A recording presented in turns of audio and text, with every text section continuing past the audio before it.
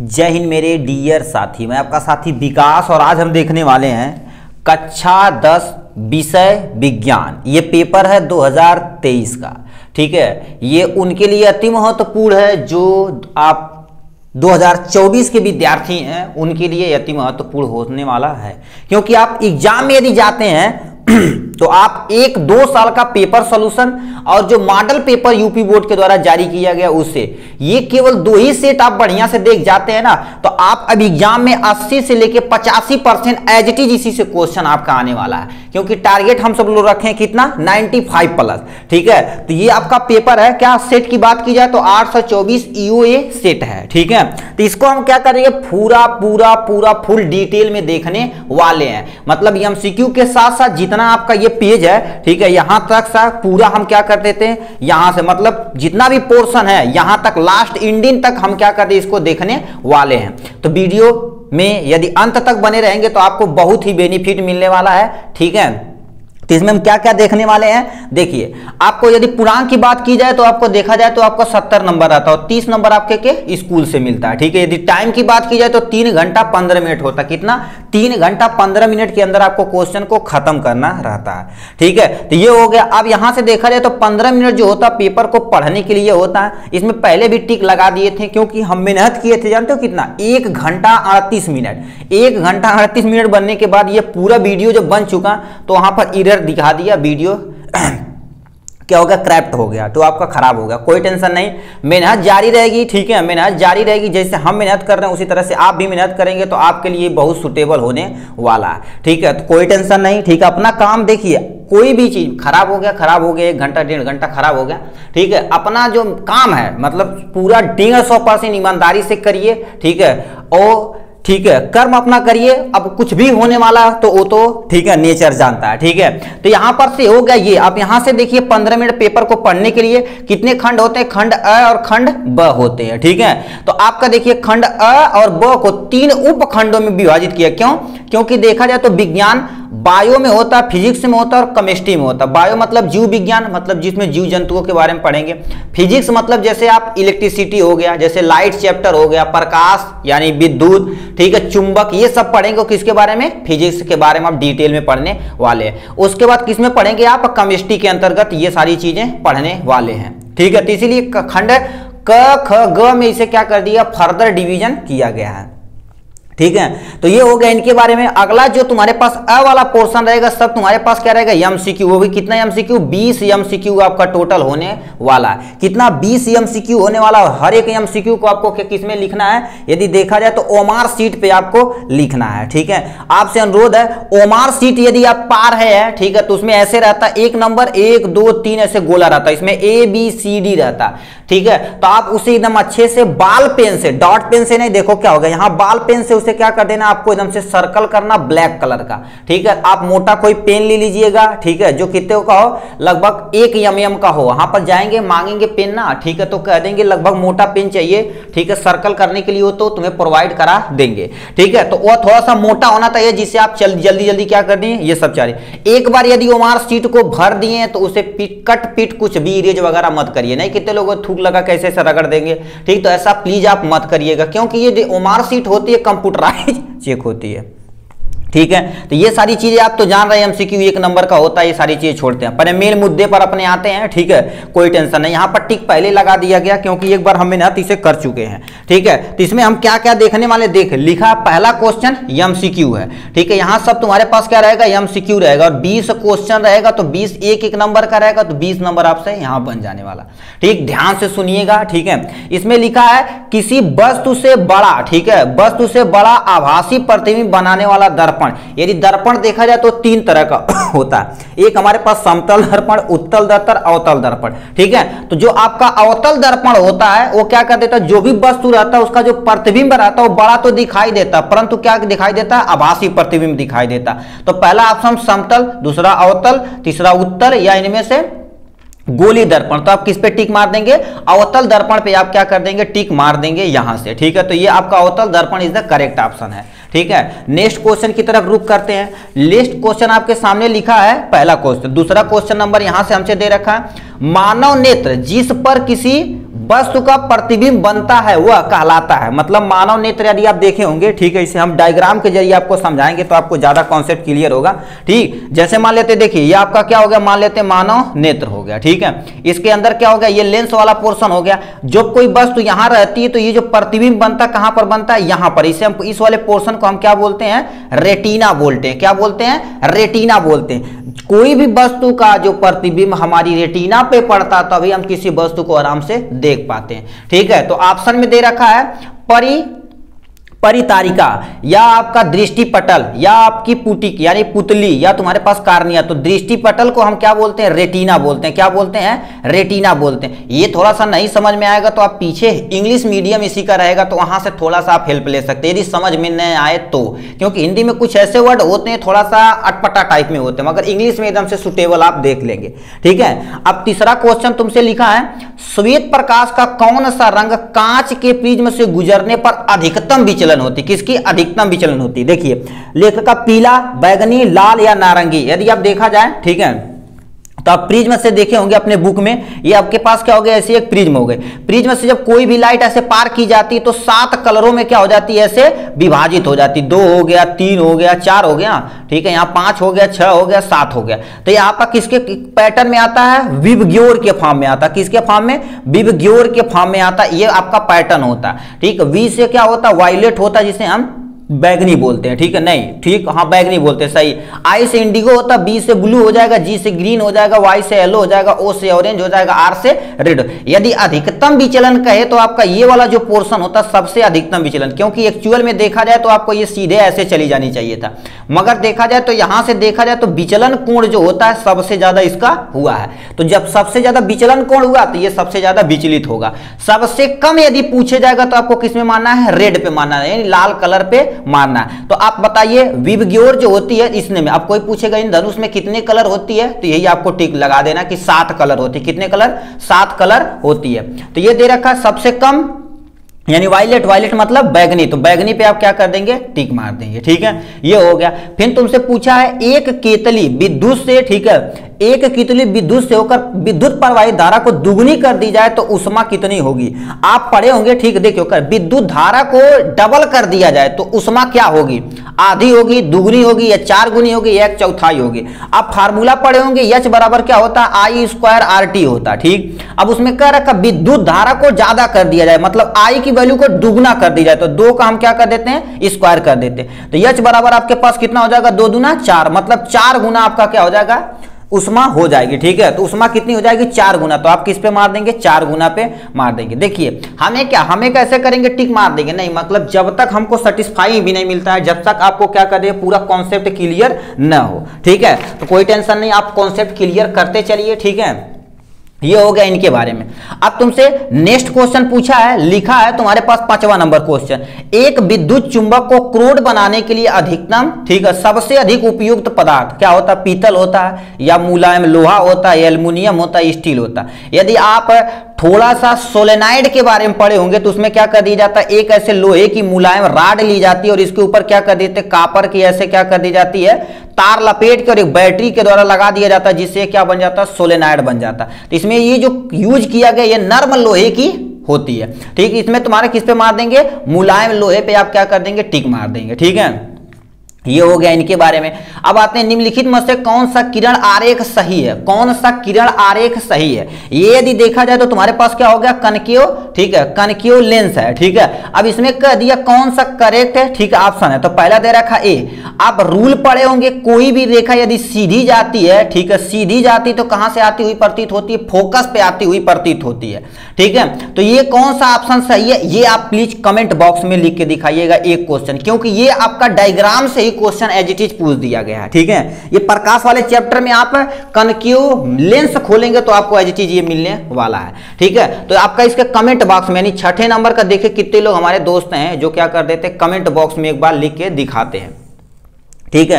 9वां number sorry 7वां number question हमसे लिख रखा है, विद्युत मोटर एक उपकरण है। विद्युत जो आपके घर में मोटर लगाता है, जो पानी देता है, वो कौन सा उपकरण है? वो उपकरण है जो परिवर्तित करता। क्या परिवर्तित करता? आपके घर में ऐसे देखिए मोटर लगा होगा तो इसका 2 वायर गया होगा और इसमें क्या कर देते हैं हम, पहले विद्युत देते हैं, मतलब इलेक्ट्रिसिटी पहले देते हैं। ये जब घूमता है तो यांत्रिक ऊर्जा होता है, यांत्रिक ऊर्जा से हमारी पानी निकलती है। तो यानी जो मोटर होता है पहले विद्युत ऊर्जा लेता है, यांत्रिक ऊर्जा में परिवर्तित करता है। तो लिखा है यांत्रिक ऊर्जा को विद्युत ऊर्जा में, ऊष्मीय ऊर्जा को विद्युत ऊर्जा में, विद्युत ऊर्जा को ऊष्मीय ऊर्जा में, विद्युत ऊर्जा को यांत्रिक ऊर्जा में, विद्युत ऊर्जा को क्या कर देता है, यांत्रिक ऊर्जा में परिवर्तित करता है।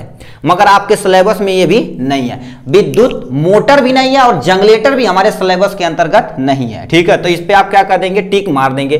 ठीक है, यदि देगा तो जनरेटर देगा, मान लेते पूछ दिया जाए तो जनरेटर क्या कर देता है, जनरेटर पहले क्या कर देता है, घुमाता है इंजन, तो यांत्रिक ऊर्जा लेता और विद्युत ऊर्जा देता, तो उस पर आप टिक मारिएगा। ठीक है, ये जनरेटर रहेगा, मगर पूछेगा नहीं, जब नहीं है सिलेबस में तो क्या किया जाए।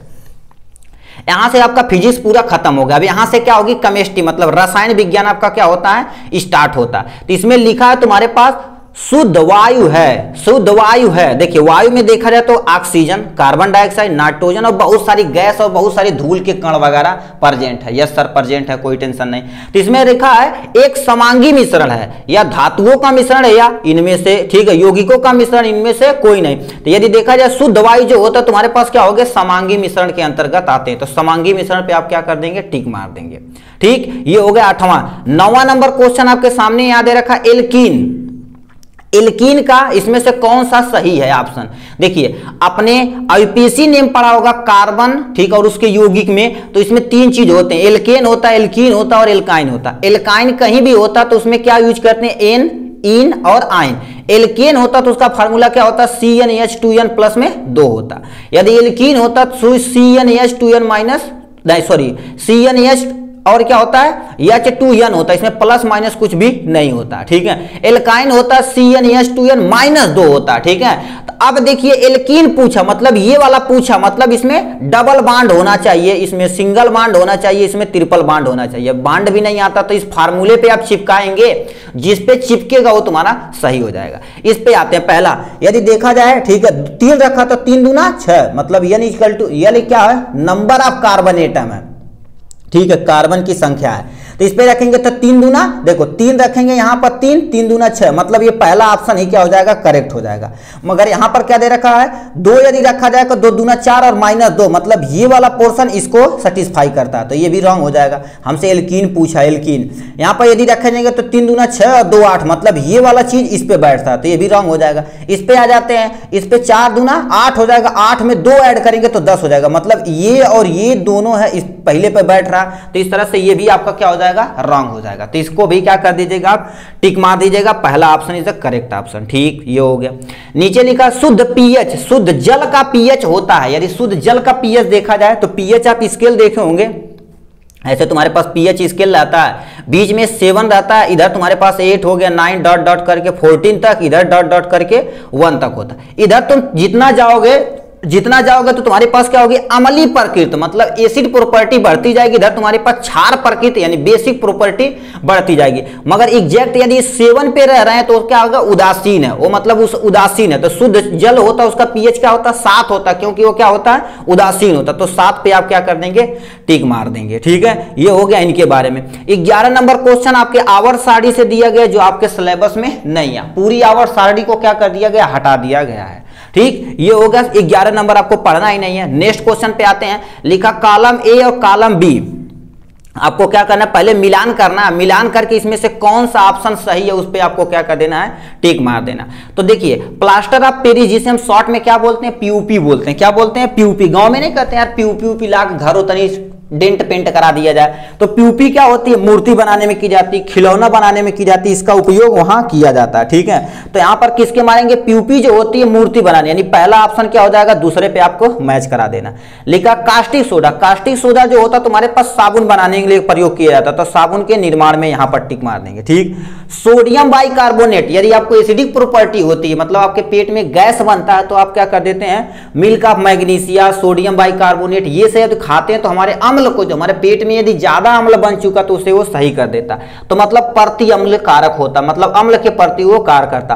ब्लीचिंग पाउडर जो होता किसी चीज को मारने के लिए, जीवाणुनाशक के तौर पर, तो जीवाणुनाशक, इस पे आप टिक मार देंगे।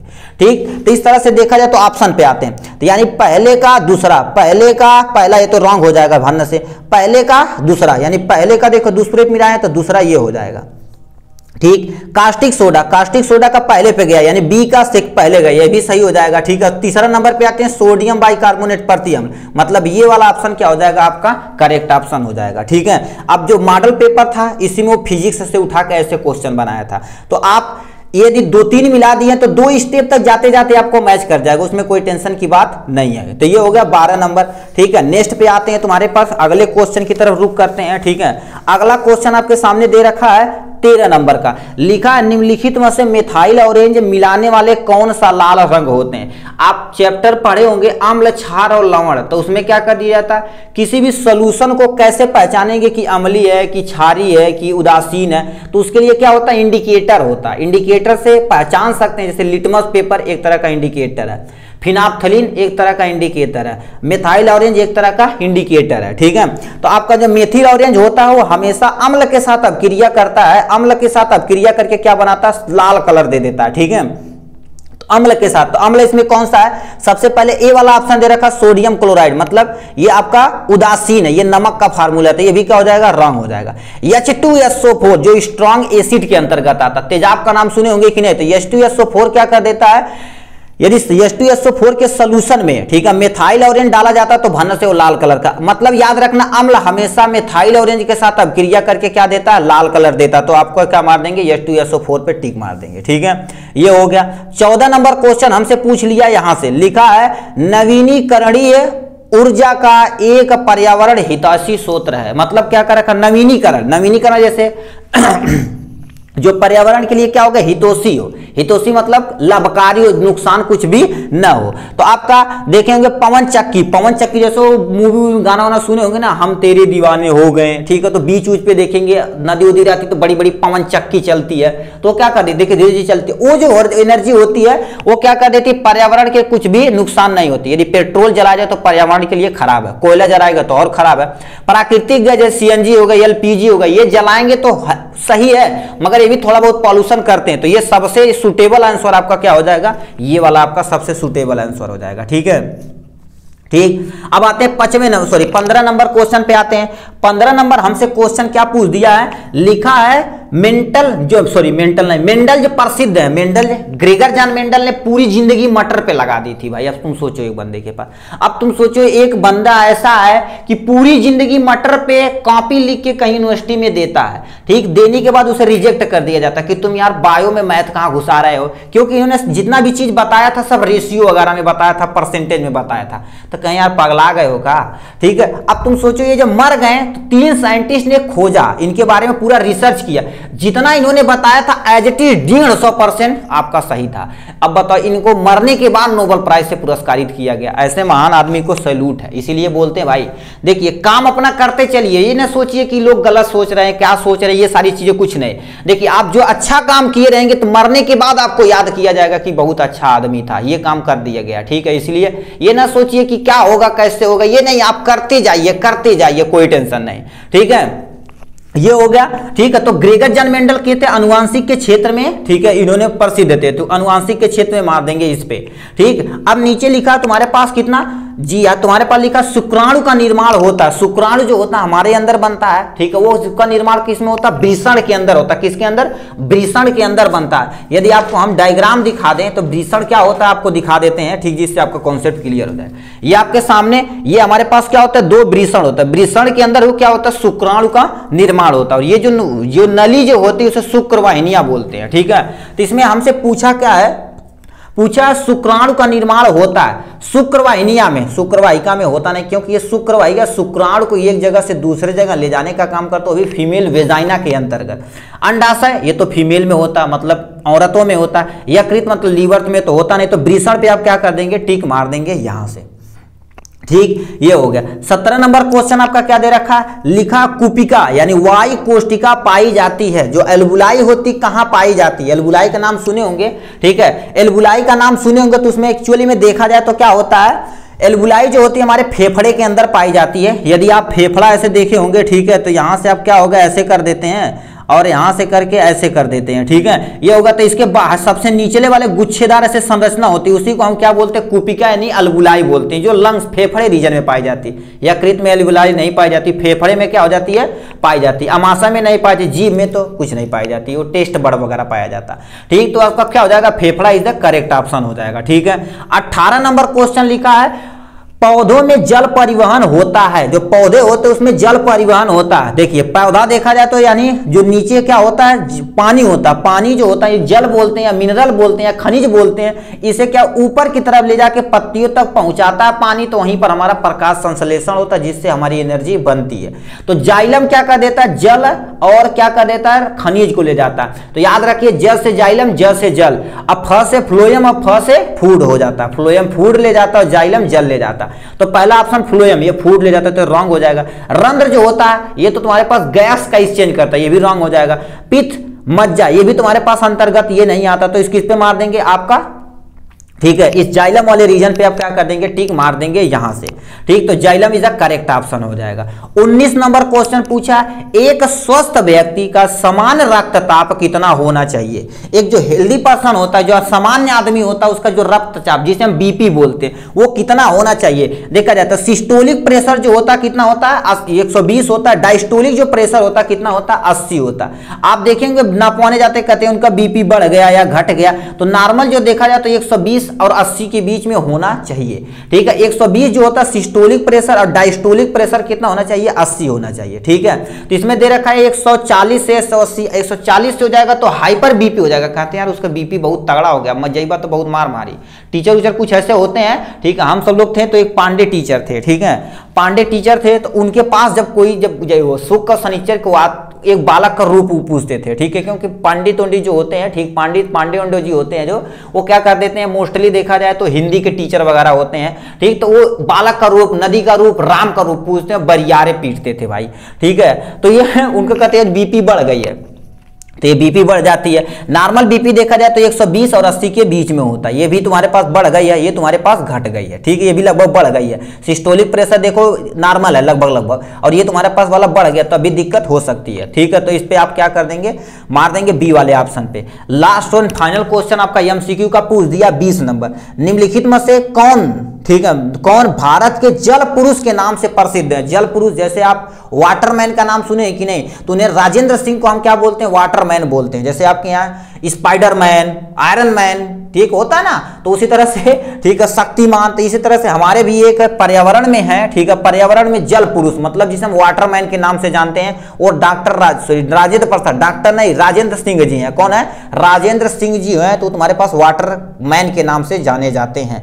तो इस तरह से देखा जाए तो हमने 20 एमसीक्यू को एकदम डिटेल में देख चुके हैं। ठीक है, नेक्स्ट क्वेश्चन की तरफ रुक करते हैं। इधर आपके सामने यहाँ है, ये आपका खंड ब और पहला क्या दे रखा है इसमें, फिजिक्स। मतलब जितना तुम्हारे पास आएगा वो भौतिक विज्ञान से रिलेटेड क्वेश्चन आएगा। ये देखिए सब आपको सॉल्यूशन के साथ प्रोवाइड कराया जाएगा, ऐसा नहीं कुछ तुक्का मार के, ऐसे नहीं। लिखा पहला 21 नंबर क्वेश्चन, उत्तल दर्पण द्वारा उसके ध्रुव और अनंत के बीच रखे प्रतिबिंब बनाने वाले नामांकित आरेख करना। मतलब सबसे पहले आपको उत्तल लेंस लेना है, सॉरी उत्तल दर्पण लेना है। ठीक, उत्तल दर्पण को क्या कर देना है, आपको ध्रुव और अनंत के बीच में किसी वस्तु को रख कर फिर प्रतिबिंब बनाना और किरण आरेख खींच के हमें दिखाना है। अब प्रतिबिंब का गुण बताना, जो प्रतिबिंब बना, छोटा बना, बड़ा बना, आभासी बना है कि उल्टा बना सीधा, ये सब आपको बताना पड़ेगा। यहाँ फिर कह दिया है वाहनों के उत्तल दर्पण को पीछे की वरीयता क्यों दे दी। तो हमारी वाहन होता ना, तो पीछे देखने के लिए उसका उत्तल दर्पण का क्यों प्रयोग किया जाता है, ये भी आपको क्या कर देना, इसमें बताना पड़ेगा। ठीक है, तो चलिए हम इनका आंसर देखते हैं आपको एकदम डिटेल में। ठीक है, तो आपके सामने इसका आंसर यहाँ पर है। ठीक है, ये ठीक यहाँ पर है, देखिए ये आपकी हमारी ऑफलाइन वगैरह क्लासेस चलती हैं, ठीक है। तो इसमें हमने सॉल्व करा दिया था, हमने यहाँ पर 4 सेट टोटल कराया मॉडल पेपर, इसी से ये मैच कर जाएगा, उससे बाहर एक भी क्वेश्चन जाने वाला ही नहीं है, ठीक। तो ये क्वेश्चन हमने यहाँ से लिख दिया। तो लिखा है तुम्हारे पास उत्तल दर्पण, तो ये हमने क्या कर दिया, एक उत्तल दर्पण हमने क्या कर दिया, यहाँ से बना दिया। आपसे अनुरोध है, यदि आप एग्जाम में जाते हैं तो आप चाहे चुल्ला लेकर जाएंगे, चाहे लंगड़ा प्रकार लेकर जाएंगे, चाहे आपका क्या होगा वो चांदा, जिसे हम चांदा नहीं समझते हैं, ठीक है, ऐसे जिसे एंगल दिखा जाता है, वो लेके जाइएगा प्लीज। अवतल दर्पण, उत्तल दर्पण या लेंस कुछ भी आएगा तो आप हाथ से ऐसे ही नहीं बना दीजिएगा। हम ऑफलाइन क्लासेस में कोई भी बंदा यदि बनाता तो हम क्या कर देते, तुरंत कट कर देते हैं, ठीक है, क्योंकि उसमें क्या कर देते हैं, ठीक। यदि आप इरेगुलर शेप का बनाएंगे तो लाफ रिफ्लेक्शन सही से काम नहीं करेगा, ठीक है। तो आपका क्या हो जाएगा, इरेगुलर शेप आपको प्लीज नहीं बनाना है, आपको इसी सब का यूज करना है। तो सबसे पहले उत्तल दर्पण रखना है और उसमें क्या होगा, एफ की वैल्यू, सी की वैल्यू, ठीक। अब क्या रखा, ध्रुव और अनंत के बीच में कोई एक वस्तु रखनी, ये ध्रुव है और इधर तुम्हारे पास क्या हो गया, अनंत है, इसके बीच में कोई एक वस्तु रख दी जो हमने सामने यहां पर रख दी। अब इसी का तुम्हें प्रतिबिंब बनाना, फिर प्रतिबिंब की स्थिति, आकार सब कुछ आपको बता देना। देखिए सीधे कोई जाती है, पैरेलल लाइन कोई जाती तो फोकस पे, उत्तल दर्पण के लिए फोकस पे आती हुई प्रतीत होती, मगर एक्चुअल में क्या हो जाती है, इधर चली जाती। देखिए ऐसे गई है तो यहां पर आती हुई प्रतीत होती है, एक्चुअल में ये इधर गई है, ठीक। ये हो गया। दूसरा क्या दे रखा है, ये कोई भी यदि वक्रता केंद्र से जाती है तो जैसे आती है उसी तरह से वह क्या हो जाती है, वापस चली जाती है। देखिए यहां पर हो गया, तो आती हुई हमने प्रतीत कर दिया यहां पर, ठीक है, आती हुई प्रतीत कर दिया यहां पर। तो ये देखिए इस जिस एंगल से गई उसी एंगल पे ही वापस चली आई, मतलब सीधे गई सीधे वापस चली आई। तो ये देखा कहां पर मैच कर रहा है, एक दूसरे को यहां पर बिंदु पर कट कर रहे हैं। तो ये तुम्हारा प्रतिबिंब देखिए यहां पर बन रहा है, बन गया कि नहीं। यही किरण आरेख खींचना। अब किरण आरेख यदि खींच लिए हैं तो आपको बता देना, प्रतिबिंब का गुण उड़ बता देना। तो प्रतिबिंब की स्थिति कहां बनी है, दर्पण के पीछे। देखिए दर्पण है, दर्पण के पीछे, दर्पण के पीछे कहां बनी है, एफ और पी के बीच में, एफ और पी के बीच में, दर्पण के पीछे। तो लिखा पी और एफ के बीच में, दर्पण के पीछे, एक पॉइंट हो गया ये। अब आकार बताइए, वस्तु इतना बड़ा था तो इससे छोटा बना है कि नहीं, तो वस्तु से क्या बना है, छोटा बना है, ठीक। अब पूछा है प्रतिबिंब की प्रकृति, मतलब प्रतिबिंब की प्रकृति कैसी बनी है। इधर बना तो जाहिर सी बात आभासी बनेगा, इधर बनेगा तो तुम्हारे पास वास्तविक बनेगा, पीछे बना तो रियल नहीं, तुम्हारे पास क्या बनेगा, आभासी बना। देखो आभासी बना। और वस्तु से बड़ा कि छोटा, तो वस्तु से छोटा, ठीक है, तो वस्तु से छोटा यहां पर लिख दिया। अब सीधा बनेगा कि उल्टा, ये देखिए वस्तु ऐसी थी, एज इट इज ऐसे बन गई है, तो ये तुम्हारे पास क्या हो जाएगा, सीधा बन के तैयार हो गया, ठीक है। इसीलिए हमारे पास क्या हो जाती है, बताइए उतना बड़ा ट्रक है, ट्रक को हम क्या कर देना, एक आभासी और छोटा प्रतिबिंब बनेगा, जिससे हम सीधा बनेगा तो देख सकते हैं, अच्छा गाड़ी आ, ट्रक से कार है, कार से हम कार से शीशा देख सकते हैं कि अच्छा पीछे कोई ट्रक आ रहा है। अब पूछा उत्तल दर्पण की वरीयता क्यों दी जाती है किसी वाहन में रखने के लिए, तो आप रीजन तो समझ ही गए होंगे। ये तुम्हारे उत्तल दर्पण का उपयोग किया जाता है क्योंकि ये प्रतिबिंब क्या बनता है, इसका प्रतिबिंब हमेशा हमेशा सीधा बनता है, जिससे ड्राइवर को कंफ्यूजन नहीं होती कि वस्तु कितनी दूर है, कैसे, ये सारी चीजें, ठीक है। प्रतिबिंब का आकार वस्तु से छोटा बनता है, क्योंकि देखो ट्रक उतना बड़ा तो उतना बड़ा हम साइड में तो शीशा लगा नहीं सकते जितना बड़ा ट्रक है, ठीक है। तो हम उत्तल दर्पण का प्रयोग करते हैं, जिससे जो भी ट्रक रहता है उसका उतना बड़ा प्रतिबिंब हमारे शीशे पर क्या हो जाता है, आराम से दिख जाता है, ठीक। इसीलिए हम क्या कर देते हैं, इसका यूज करते हैं, ठीक है। तो इसी का आपको क्या कर देना है, यहां पर बता देना है, ठीक है, इसके कोई टेंशन नहीं लेना है, ठीक है। ये हो गया इनके बारे में। अब ये हो गया नेक्स्ट क्वेश्चन की तरफ हम रुक करते हैं भाई, ठीक है, ये हो गया। अब हम नेक्स्ट क्वेश्चन की तरफ रुक करते हैं, आपको समझ में आया होगा आशा करते हैं। 22 नंबर क्वेश्चन लिखा तुमसे पास, चित्र बनाकर समझाइए कि दीर्घ दृष्टि दोष को कैसे संशोधित किया जाता है। दीर्घ दृष्टि दोष मतलब समझते हैं कि नहीं, ऐसा दोष, दीर्घ मतलब दूर समझना, ठीक है, जैसे लघु उत्तरी क्वेश्चन, अब दीर्घ उत्तरी समझे होंगे कि नहीं, तो वही कह देगा दीर्घ दृष्टि दोष कैसे संशोधित किया जाता है, ठीक। एक उसके बाद यहां से आपका देखो यहां तक करेंगे, फिर यहां से आपको क्या करिएगा, क्वेश्चन दे दिया गया है आपको सॉल्व करने के लिए, ठीक है। तो यहां से देखिए क्या लिखा, सबसे पहले दीर्घ दृष्टि दोष, जो दोष होता है याद रखना, जो दोष होता वही दिखता है, जो दोष होता वही दिखता है, और उसका जो दूर वाली चीजें होती इसमें दिखेगी, मगर नजदीक की वस्तु स्पष्ट रूप से नहीं दिखाई देगी। तो इसमें क्वेश्चन दूर दृष्टि संशोधित करना। फिर एक क्वेश्चन दिया, एक दीर्घ दृष्टि दोष युक्त नेत्र का निकट बिंदु 75 सेंटीमीटर है इस दोष को दूर करने के लिए आवश्यक लेंस की फोकस दूरी मतलब एफ की वैल्यू आपको ज्ञात करनी है, ठीक है। और सामान्य निकट बिंदु कितनी होती है आपका 25 सेंटीमीटर होती है। निकट बिंदु क्या होती है, जो वस्तु है, ठीक है, वस्तु है कितने दूरी पे रखी गई, 25 सेंटीमीटर पे रखी गई। अभी इस समय जो मोबाइल से हमें आप देख रहे हैं, ठीक है, ये देख रहे हैं कॉपी, ये भी क्या हो गया 25 सेंटीमीटर। आंखों से लेके आपकी जो ये बुक की दूरी है ये क्या कहलाती है 25 सेंटीमीटर। ये वस्तु, क्योंकि कॉपी वस्तु है, इसी के बारे में आपको लिखना। तो सबसे पहले इनके बारे में बताना पड़ेगा, फिर क्वेश्चन को आपको क्या करना पड़ेगा, सॉल्व करना पड़ेगा। चलिए आपको सॉल्व करके यहां दिखा देते हैं, ठीक। तो देखिए सबसे पहले आप क्या करेंगे, यहां से क्वेश्चन आप नहीं लिखिएगा, ठीक है। दूर दृष्टि दोष या दीर्घ दृष्टि दोष आपके यहां पर हेडिंग डालना। इसमें लिखा इस दोष में नेत्र को दूर की वस्तु स्पष्ट दिखाई देती है परंतु पास की वस्तु स्पष्ट रूप से नहीं दिखाई देती। इसी क्या बोलते हैं, दीर्घ दृष्टि दोष बोलते हैं। क्यों, नेत्र का निकट बिंदु कितना होता है 25 सेंटीमीटर से क्या हो जाता है, दूर हो जाता है। जो निकट बिंदु होता है क्या हो जाता है, थोड़ा सा दूर हो जाता है, ठीक है। ये तुम्हारे पास दीर्घ दृष्टि दोष के बारे में। अब कारण क्यों आपको दीर्घ दृष्टि दोष हो जाता, फिर निवारण नीचे देखेंगे। उत्तल लेंस की वक्रता कम हो जाती है जिससे फोकस दूरी क्या हो जाती है, बढ़ जाती है। वक्रता आपकी कम हो जाएगी तो फोकस दूरी जाहिर सी बात आपकी क्या हो जाएगी, बढ़ जाएगी, ठीक। नेक्स्ट पॉइंट में लिखा वस्तु का प्रतिबिंब आंखों पे न बन के, ठीक है, रेटिना के क्या होता है, रेटिना जो होती है रेटिना के पीछे बनने लगती है जिससे वस्तु स्पष्ट रूप से तुम्हें दिखाई नहीं देती है, ठीक है। तो आपका देखिए एक आपका दोष जो रहता है तो आंख हो गया, एक्चुअल में देखा जाए तो रेटिना यहां पर रेटिना से देखिए पीछे प्रतिबिंब बन रहा है। तो जो रेटिना से प्रतिबिंब यदि पीछे बनेगा तो जाहिर सी बात आपको स्पष्ट रूप से कोई वस्तु दिखाई नहीं देगा। अब बताइए कोई ऐसा एक लेंस का प्रयोग कर लिया जाए जो ये दूर बन रहा है उसे क्या कर दे, एक जगह कहीं इकट्ठा कर दे, तो उसमें उत्तल लेंस सबसे बेटर होता, क्योंकि क्या कर देता, कहीं से लाइट आती तो एक जगह क्या कर देता, ये इकट्ठा कर देता, ठीक है। तो उत्तल लेंस जो भी लाइट आ रही है एक का जगह हम क्या कर देंगे, देखिए इकट्ठा कर दिया, तो हम उत्तल लेंस का निवारण, उत्तल लेंस का प्रयोग करके हम क्या कर सकते हैं, दीर्घ दृष्टि दोष का क्या कर सकते हैं, निवारण कर सकते हैं। तो हमने क्या कर दिया, यहां से निवारण कर दिया। आपको डायग्राम बना देना, काम खत्म।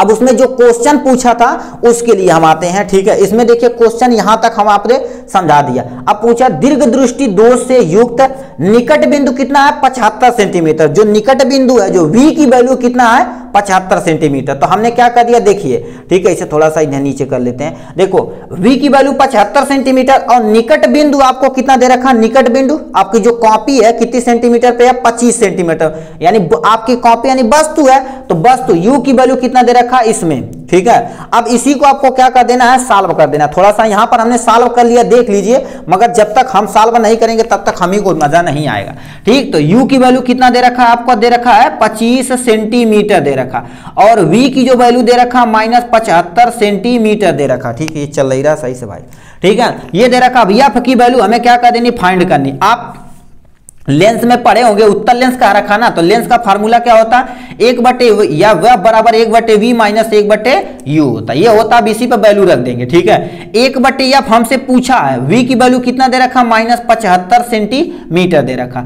यहाँ माइनस हो गया 1/, में V की वैल्यू, U की वैल्यू कितना दे रखा जी, V यानी U की वैल्यू तुमसे दे रखा है 25 सेंटीमीटर, तो यहाँ पर 25 सेंटीमीटर हो जाएगा। 1/, या बराबर कितना रखा है -1/75, और माइनस माइनस यहां पर क्या हो जाएगा प्लस 1/25 हो जाएगा। इन दोनों का एलसीएम यदि लिया जाएगा तो 75 हो जाएगा, और 75 एक नम 75 और 25 तिया 75 हो जाएगा। तो ये हो जाएगा सही, आपका सही हो गया, यस सर सही हो गया। तो 1/, या बराबर आपको यहां पर कर देना, ठीक है। अब हम बगल में सॉल्व कर देते हैं, मगर आपको जो वहां पर रहेगा ना तो वहां पर सीधे सीधे करिएगा, क्योंकि एक पेज में आपको भरना है, ठीक है। 4 नंबर का तो एक पेज आपको लेंगे भाई, ठीक। अब ये हो गया। अब बताइए कितना हो जाएगा, 1/, या बराबर प्लस माइनस माइनस, ठीक है। तो आपका प्लस माइनस माइनस 2/, कितना हो जाएगा 75, ठीक है। ये हो जाएगा, काम खत्म। अब क्या हो जाए, अब इसे हम क्या करेंगे, उल्टा करेंगे। F की वैल्यू यदि रखा जाए तो ये तुम्हारे पास कितना हो जाएगा 75/2, तो F बराबर हमारे पास कितना हो जाएगा, इसे यदि सॉल्व करेंगे तो कितना हो जाएगा 35 दूना, ठीक है, 35 दूना 70, तो लगभग कितना आ जाएगा 37.5 सेंटीमीटर। ये F की वैल्यू आ गई आपके सामने। इसी को आपको क्या कर देना, ऐसे एक स्टेप बाय स्टेप क्या कर देना, सॉल्व करना। आपके सामने हमने यहाँ पर सॉल्व करके आपको प्रोवाइड करा दिया है, ठीक है, तो ये था आपका, देखिए वो इतना सॉल्व करेंगे तो आपको कितना नंबर मिलेगा, 4 नंबर। ये देखा जाए टोटल तो क्वेश्चन को अटेम्प्ट करना ये, तो प्लीज आपसे अनुरोध है, ये सब यदि क्वेश्चन आप कर रहे हैं तो आपको कम से कम क्या कर देना, एक पेज में लिखना ही लिखना पड़ेगा। ठीक है, ये क्योंकि एक पेज आप क्वेश्चन नंबर डाल दीजिएगा, बढ़िया से अपना काम कर दीजिएगा, तो ये कितने नंबर का हो जाएगा, 4 नंबर का यहां हो जाएगा। ठीक है, नेक्स्ट क्वेश्चन की तरफ रुक करते हैं। ठीक है, नेक्स्ट क्वेश्चन की तरफ रुक करते, तो इसमें क्या पूछा है,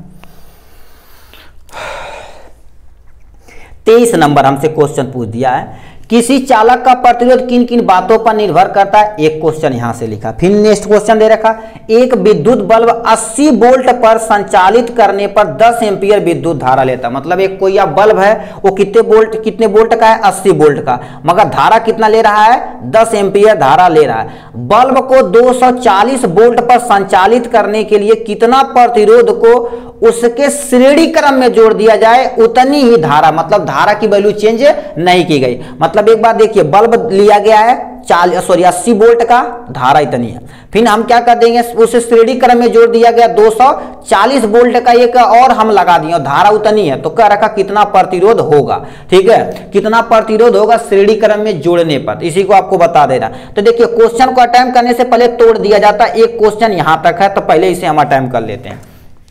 ठीक है, तो आपके सामने ये लिखा देखिए, आपको क्वेश्चन यहां से है। ठीक है, आपको हमने यहां पर समझा दिया, ये सब हम टुकड़े टुकड़े में सॉल्व करके इसी चैनल पे हम अपलोड कर दिए, मगर जब तक पूरा एक ही साथ नहीं किया जाएगा तो आप कॉन्सेप्ट एक ही वीडियो में सब कुछ आपको प्रोवाइड करा दिया। थोड़ा लेंदी रहेगा, मगर आप मैनेज करिएगा।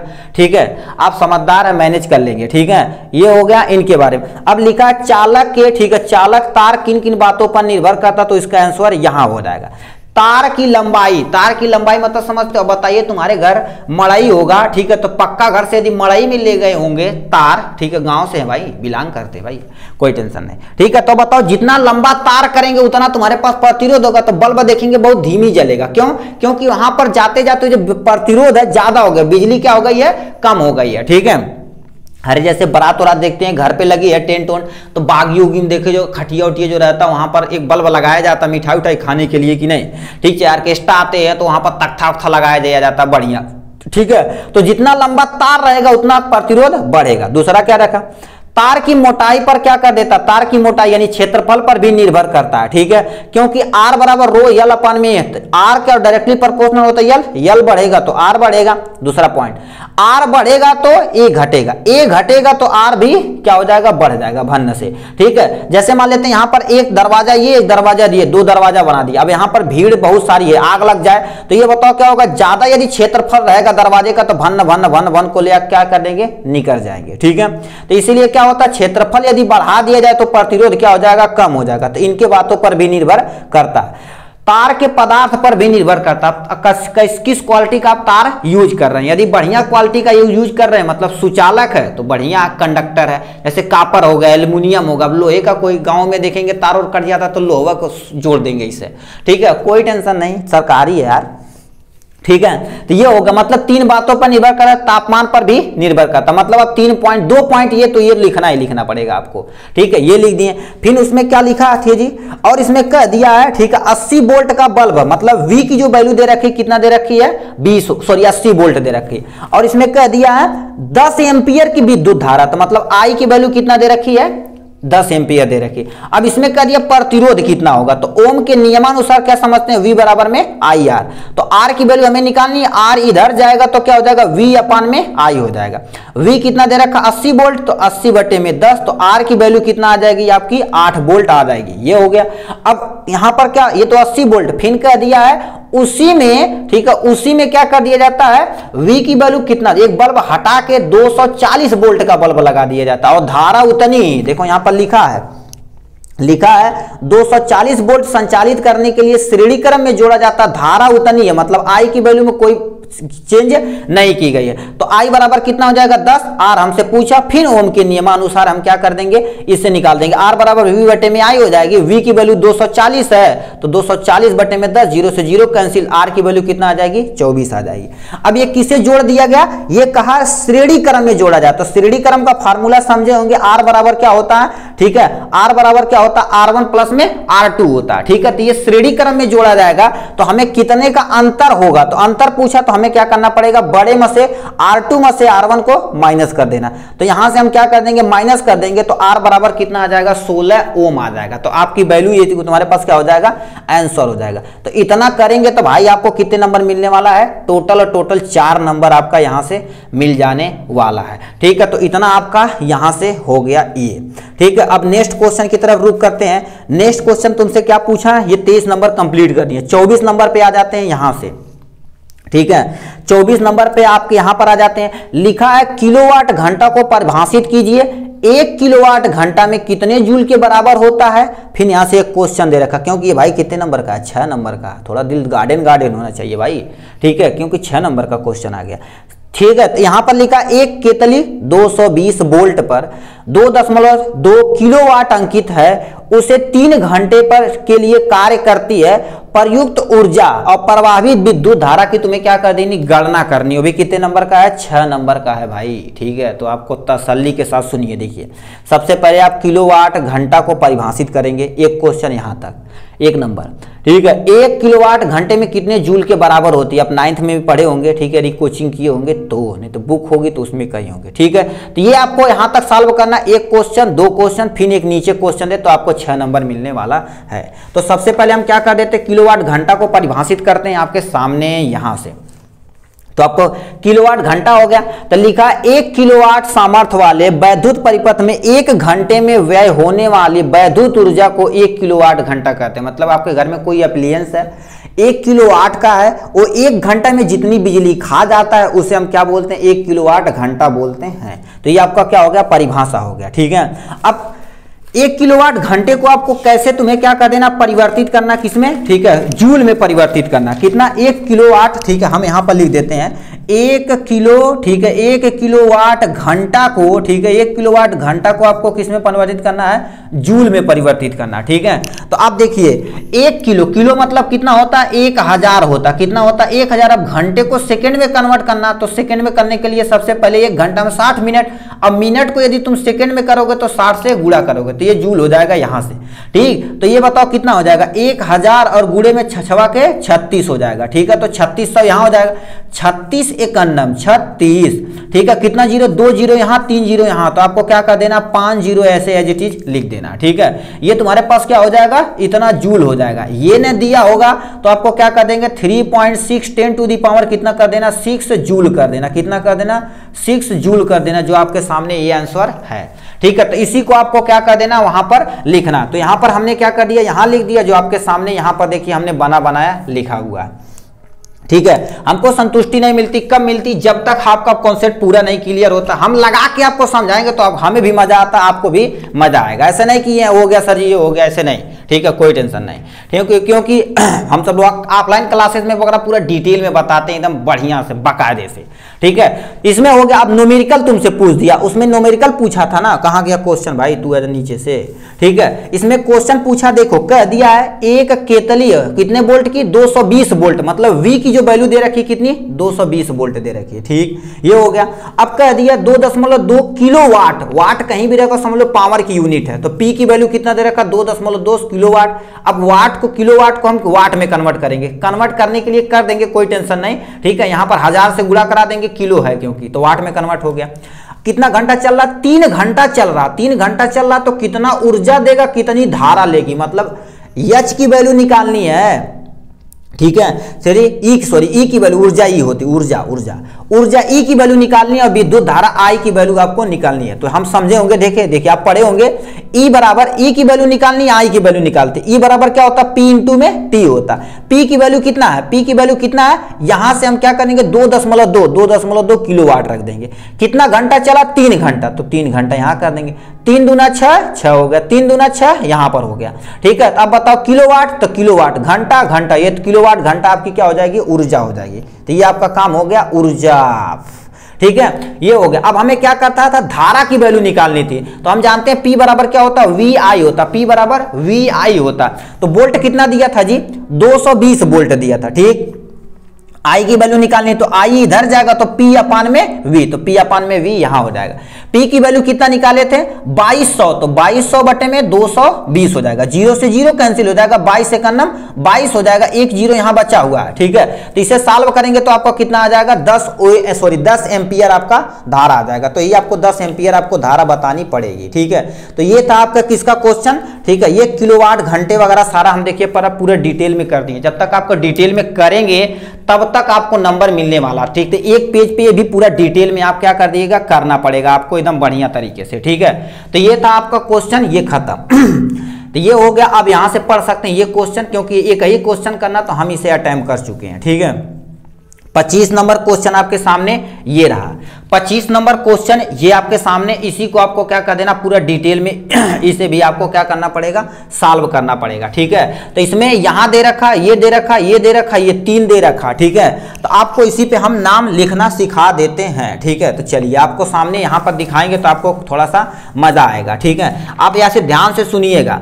ठीक है, ध्यान से सुनिएगा। ठीक, आपको थोड़ा सा यहाँ पर कॉन्सेप्ट बता देते हैं कार्बन वगैरह की थोड़ी कहानियां। 1 हो गया, 2 हो गया, 3 हो गया, 4 हो गया, 5 हो गया, 6 हो गया, 7 हो गया, 8 हो गया, 9 हो गया, 10 हो।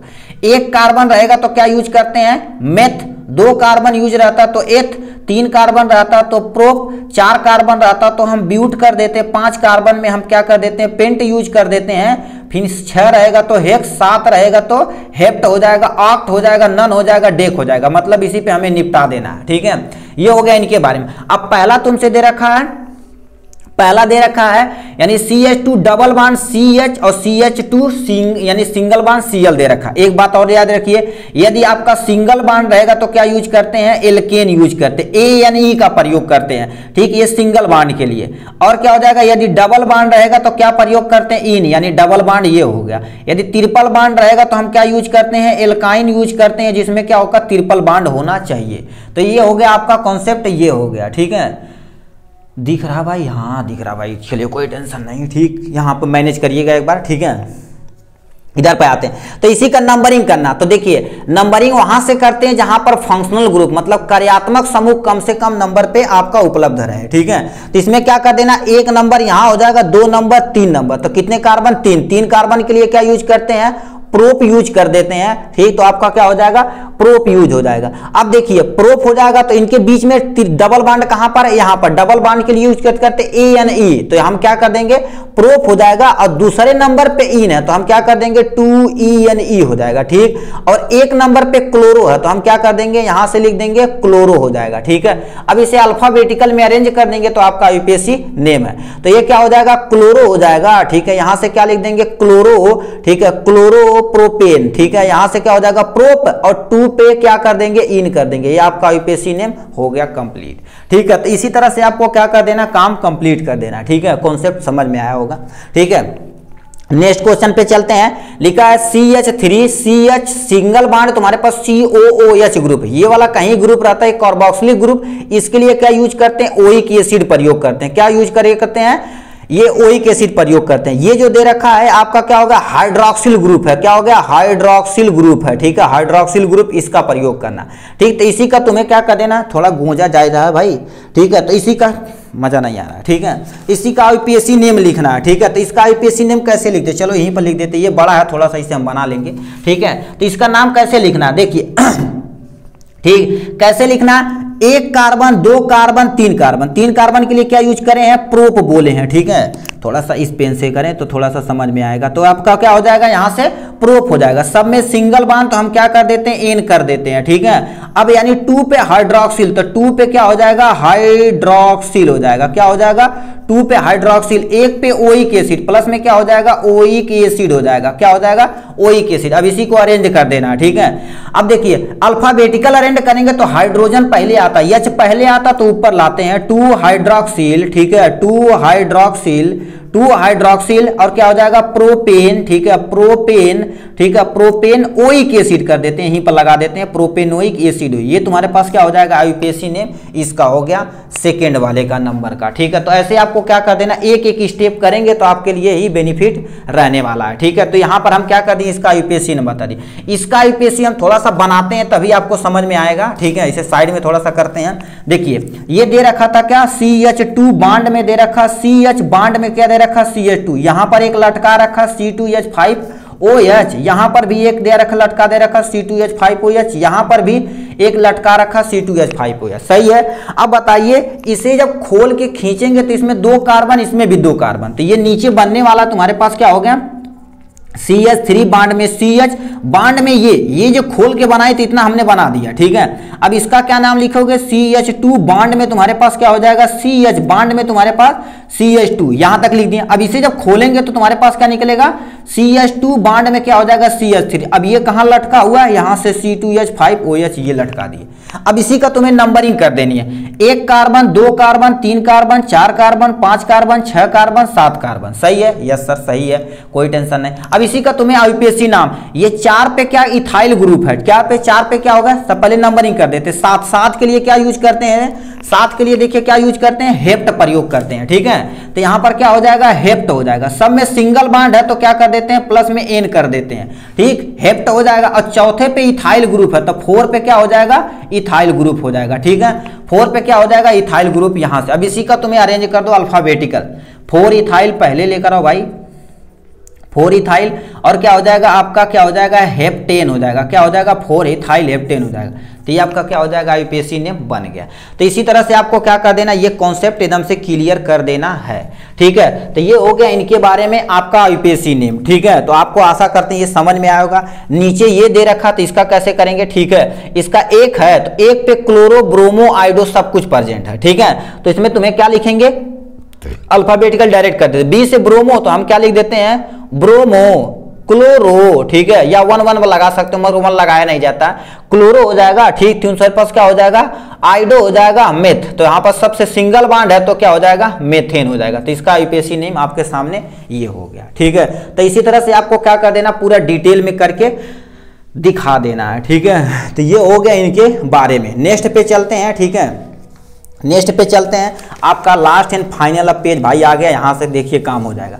तो पहले इसके समझ लेते हैं क्लोरीन, ये तो आपको सिलेबस में नहीं क्योंकि ये पीरियोडिक टेबल से दिया, इसे छेड़ना ही नहीं है, ठीक है। 28 नंबर में 27 नंबर क्वेश्चन में समीकरण दे रखा है, ठीक है। समीकरण को आपको क्या कर देना संतुलित करना, और हर एक समीकरण कितने नंबर का रहता है देखा जाए तो 1.5 नंबर का है, तो 6 नंबर के यहाँ से। तो आपका अनुरोध है प्लीज आईयूपीएसी नाम आप पढ़ लीजिएगा। और यानी अभिक्रिया को कैसे संतुलित किया जाता है 10 नंबर आपको ऐसे बन जाएगा, क्योंकि आईयूपीएसी नंबर 4 नंबर देता ही है, और ये बैलेंस करने के लिए भी तुम्हें कितने नंबर का नंबर 6 नंबर देगा, ठीक है।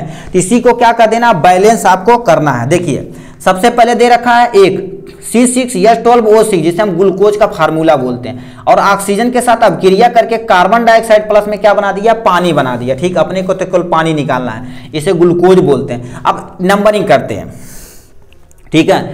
कार्बन देखा जाए तो कार्बन यहां पर कितना है 6, और यहां पर कार्बन 1 है, तो हम क्या कर देते हैं 6 से यहां गुणा करा देते हैं। कोई टेंशन नो सर, टेंशन खत्म।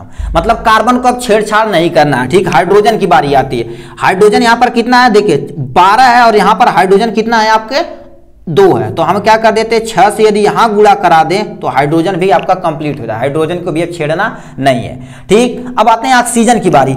ऑक्सीजन यहां पर देखिए टोटल कितना हो जाएगा 6 और ये 2 8 हो जाएगा, कोई टेंशन नहीं। इधर पे आते हैं, ये देखो ये कितना हो जाएगा 2 6 6 दूना 12 हो जाएगा, 12 6 18, इधर 18 ऑक्सीजन, इधर कितना है 6 और ये 2, मतलब हम 6 से यदि यहां गुणा करा दें तो 6 दूना 12 6 18, मतलब ये आपका क्या हो जाएगा संतुलित हो गया अभिक्रिया।